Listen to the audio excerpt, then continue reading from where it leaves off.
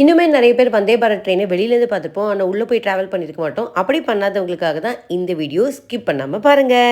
குட்டி வெக்கேஷன் போலாமா? தமிழ்நாட்டுல ஒரு சில முக்கியமான கோயில்கள்லாம் ரொம்ப சின்ன வயசுல பார்த்தது. திரும்ப ஒரு வாட்டி போய் பார்த்துட்டு வரலாம் அப்படின்னு எண்ணம் தோணுச்சு. அதனால தான் இந்த குட்டி பயணம்.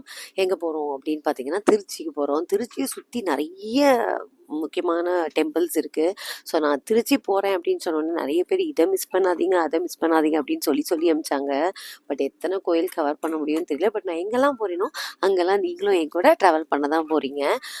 போகும்போதே டயர்ட் இல்லாமல் போகணும் அப்படின்றதுக்காக வந்தே பாரத்தில் டிக்கெட் போட்டிருந்தோம்.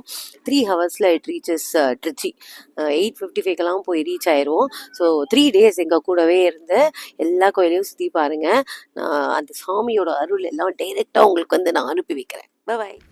ஒய் வந்தே பாரத் அப்படின்னு கேட்கும்போது முக்கியமாக நிறைய விஷயங்கள் இருக்குது. அதில் ஃபர்ஸ்ட் மெயின் பார்த்தீங்கன்னா கிளென்லினஸ். அவ்வளோ க்ளீனாக மெயின்டைன் பண்ணுவாங்க. And then time. மற்ற ட்ரெயின்ஸ் எல்லாம் 6 ஹவர்ஸில் கொண்டு போய் விடுற தூரத்தை வந்து இவங்க 3 ஹவர்ஸில் கொண்டு போய் விட்டுருவாங்க. And then main comfort. ரொம்ப டயர்டே இல்லாமல் அழகாக போயிடலாம். அவங்க கொடுக்குற கம்ஃபர்ட்டுக்கு இந்த ப்ரைஸ் எல்லாம் வந்து அஃபோர்டபுள் இல்லைன்னா சொல்ல முடியாது. கண்டிப்பாக எல்லாராலையும் கொடுக்கக்கூடிய ஒரு விஷயந்தான். நம்மளோட இந்தியன் ரயில்வேஸோட ரெஸ்ட் ரூம்ஸ் எல்லாம் வேர்ல்டு ஃபேமஸ். ஆனால் வந்தே பாரத் ரெஸ்ட் ரூம்ஸ் பார்த்தீங்கன்னா ஒரு மாலில் இருக்கிற ரெஸ்ட் ரூம் மாதிரி அவ்வளோ க்ளீனாக இருக்கும்.